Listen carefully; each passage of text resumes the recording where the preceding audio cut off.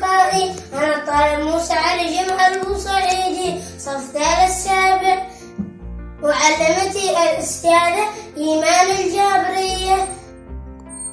اليوم سوف أخبركم عن موهبتي الجميلة، هي إلقاء الشعر التي تعلمتها من والدي العزيز، ويجب أن أطورها وأهتم بها أكثر.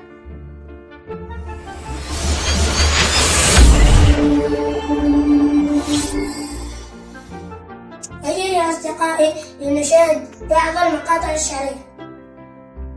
المجد مجدك يا قلم، أنت اللسان لدى الأمم، تبدو لنا عند المعاهد والمدارس كالعلم.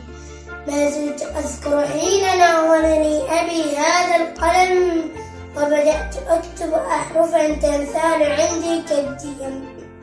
الله كيف سعادتي إذ لاح صدري من عدم.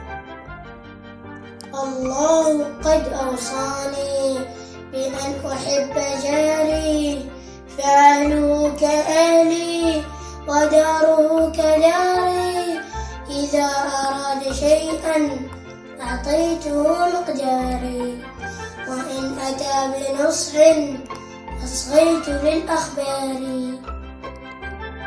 يا حي يا قيوم احفظ لنا عمل، أبية تنوم وبالعلا تزم، يظلها الرخاء من خيرك العلي، يظلها الرخاء من خيرك العلي.